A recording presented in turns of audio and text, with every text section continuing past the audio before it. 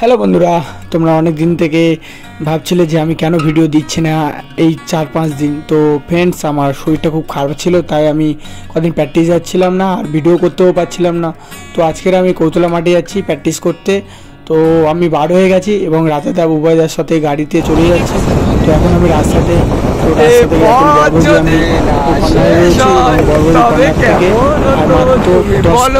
লাগে এখানে উভয়দা বলছে, উভয়দা একটা দারুণ গান বলেছে, তো আমিও সেই গানটা করছিলাম, তোমরা শুনেছো হয়তো। তো এই হচ্ছে কালী মন্দির, খুবই সুন্দর মন্দিরটা, আমার তো খুবই ভালো লেগেছে মন্দিরটা। আমাদের এখানকার সব থেকে একটা প্রপারলি জায়গাতে এত সুন্দর মন্দির, দারুণ জায়গা আর দারুণ মন্দিরটা হয়েছে। তো এখানে টুকাইকে দেখতে পেলাম, তো টুকাইকে একটা হ্যালো বললাম। তো ফ্রেন্ডস, তারপর আমি কৌতলার মুখে চলে এলাম। এটা হচ্ছে বালিতলা মন্দির, আর মন্দিরটাও খুব সুন্দর, মন্দিরটা দারুণ দেখতে, ভিতরটাও খুব সাজানো গোছানো।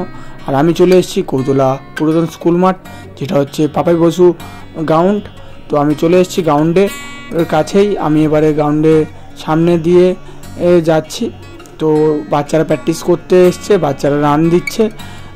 অমর স্যারও চলে এসছে, অমর স্যার বাচ্চাদেরকে নিয়ে প্র্যাকটিস শুরু করে দিয়েছে এবং সবার শেষে বাচ্চারা প্র্যাকটিসের শেষে গেম খেলছে। আমি একটু ভাইদের গেমের ভিডিওটাও করলাম, তো ভাইরাও খেলছে। আর তোমরা ভাবছো যে মাঠের মধ্যে কেন ওই চুম্বক নিয়ে করছে, তার কারণ কিছুদিন আগে মাঠে একটা প্রবলেম হয়েছিল, যে কারণে কিছু ছেলে বদমাশি করে মাঠটার মধ্যে পিরেক ফেলে দিয়েছিল, যেই কারণে মাঠটার মধ্যে পিরেক রয়েছে। যেহেতু পিরেক রয়েছে একটা কোলে, সেই কারণে আমরা সবাই মিলে পিরেকটাকে তুলছি এবং চুম্বুকের সাহায্যে দিয়ে। তো চুম্বুক ভালো কাজও হেল্প করে, সেটাই বোঝা যায় আজ।